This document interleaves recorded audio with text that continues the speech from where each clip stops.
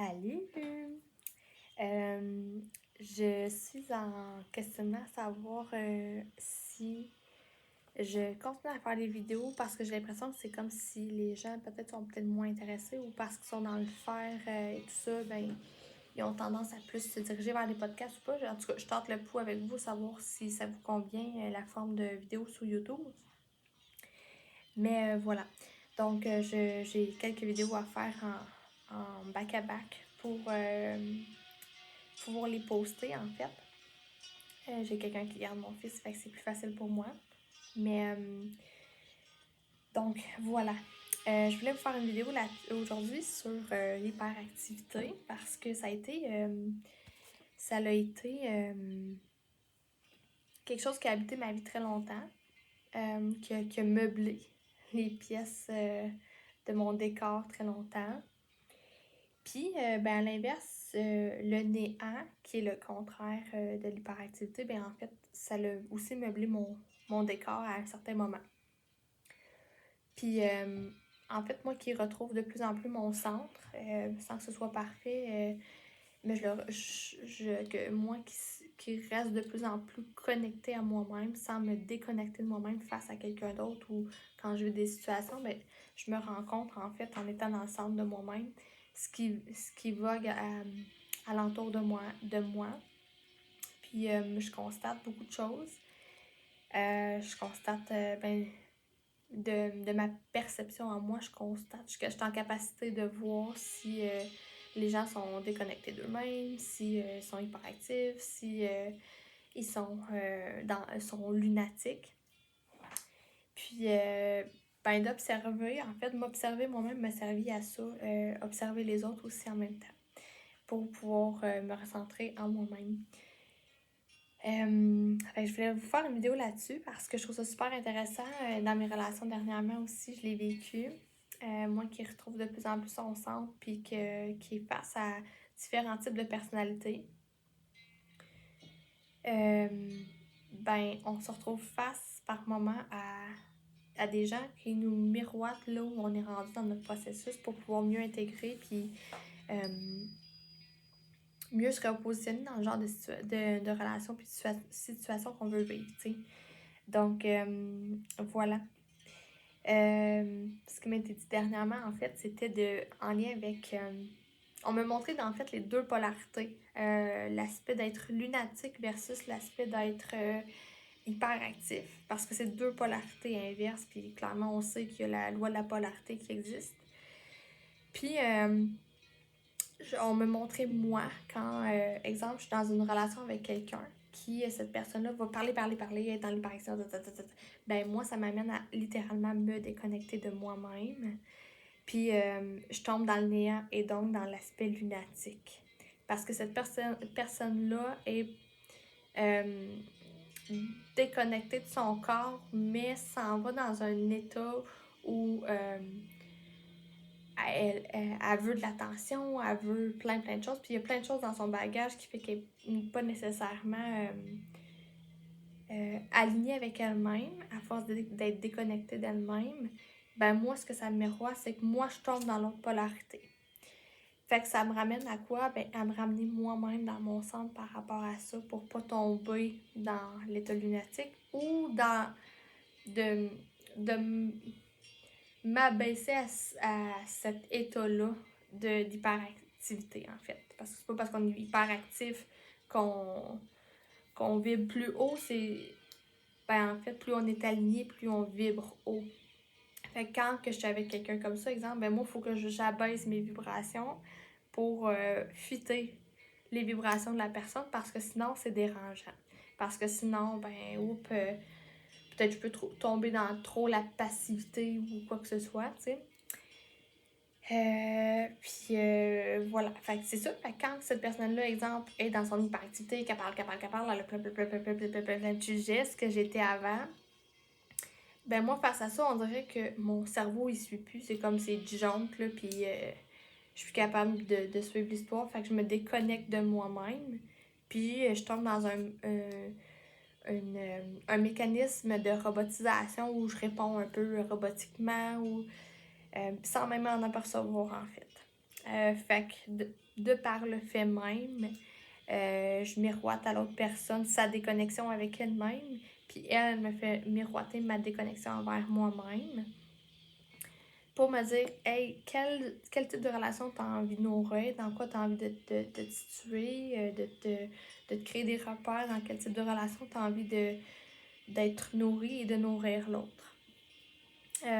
Puis ben c'est bien de voir les deux polarités pour pouvoir faire en sorte que les deux puissent s'élever si les deux veulent faire leur chemin à travers ça. Puis se rencontrer dans leur centre, connectés à eux-mêmes. Fait que voilà, ça c'est pour dans la part quand on est adulte puis qu'on comprend les choses de cette façon-là. Par contre, c'est ça. Puis pour le volet enfant, je trouve ça le fun de faire le parallèle avec l'enfant parce que ben l'enfant, dans le fond, là, il y a de plus en plus d'étiquettes. Puis souvent, ben, l'enfant va être hyper actif puis quémander l'attention quand son parent est vraiment déconnecté ou pas attentif aux besoins, que ce soit sur le plan physique, sur le plan émotionnel, sur le plan mental ou spirituel. Donc, l'enfant tombe dans une hyperactivité pour dire hey, je suis en vie, il n'y a aucune sortie possible, sauf vers le haut, fait que je m'en vais dans les airs. Il faut qu'il y ait quelqu'un qui me ramène vers le bas. Fait que voilà. Puis dans le fond, tu sais, quand on tombe dans ces situations-là, le lunatique ou hyperactivité, c'est vraiment. Il y a une dissociation entre le corps physique puis ce qui habite le corps, donc l'âme et l'esprit. Puis, ben, c'est super important d'en prendre conscience parce que c'est en raccrochant notre âme, notre esprit à notre corps physique que la personne est plus ancrée, plus solide et plus alignée et beaucoup moins dans les airs, est plus grounded, tu sais.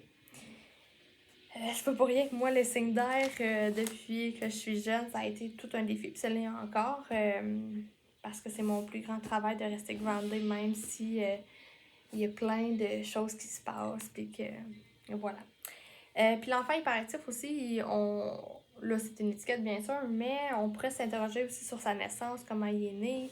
Exemple, moi je suis née d'avance, donc j'étais vraiment pressée de m'en venir sur la planète Terre. Ça peut être vraiment beaucoup de trucs en même temps. Ces enfants-là peuvent avoir une sensation que le temps se passe super vite, trop vite, ils n'ont pas le temps de rentabiliser tout ce qu'ils ont à faire dans une journée. Ça peut être qu'il y ait des enfants ou des adultes qui sont super gros dans leur masculin, dans le faire, nanana. On oublie d'enraciner l'affaire. Puis aussi, même, à même titre que quand nous-mêmes, on n'est pas équilibré dans notre masculin et dans notre féminin, ben notre féminin, lui, c'est celui qui est dans les intuitions, dans les rêveries, dans tout ça. Puis qui oublie d'enraciner ce qui était dans les rêveries, puis de d'amener le projet ou la situation groundée pour le matérialiser. Fait que le parallèle entre le yin et le yang est super cool à faire. Puis voilà. Fait que, ben, en finissant avec ça, ben, là, je vais revolter mon dictionnaire, le grand dictionnaire des malaises et maladies. Puis la phrase qui m'a aussi interpellée, c'est le moi s'adapte aux contraintes en mettant en place un filtre interne afin d'éviter ce qui le dérange dans la réalité, dans le vrai, dans l'authentique. Fait que je trouve que c'est vraiment la phrase qui redéfinit un peu l'agitement interne qui peut se passer aussi quand on est hyperactif. D'où l'importance nous-mêmes de se neutraliser dans nos deux polarités, de se dépolariser de l'aspect lunatique puis de l'aspect hyperactif puis de se ramener dans son centre, de se regrounder, de se ramener sur une ligne temporelle, puis tout ça. C'est ça. Puis pour terminer, ben, ma petite phrase dans mon livre des maladies, ce livre-là, en fait, il termine tout le temps avec l'aspect j'accepte de pour pouvoir neutraliser un peu l'aspect de, exemple, l'hyperactivité. J'accepte de me prendre en main pour moi-même d'abord, ainsi que pour le bien-être de mon enfant ou de mon enfant intérieur. Donc, que ce soit toi, le parent ou l'enfant qui est hyperactif, qui tombe là-dedans, ou dans l'état lunatique même. Notre gros travail, c'est d'accepter de se prendre en main pour soi-même, puis par la suite, le partager avec notre enfant intérieur, notre enfant extérieur. Fait que ça, je trouve ça super beau, puis je trouve ça le fun à vous partager ça, parce que moi qui a comme plusieurs chapeaux à mon arc, j'aime ça partager pour l'enfant et pour le parent. Puis ben, les parents en ce moment sont vraiment sont en train de changer les paradigmes, en fait. Puis c'est par eux que le changement s'opère, parce que si les parents ne changent pas rien dans leur quotidien, dans leur vie, dans leur conscience, ben, nos enfants ils vont répéter toutes sortes de choses. Fait que ça commence par nous.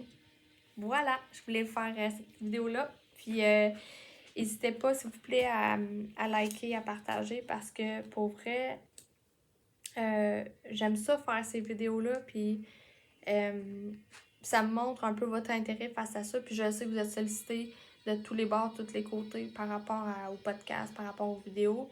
Mais laissez-moi savoir. Bye bye!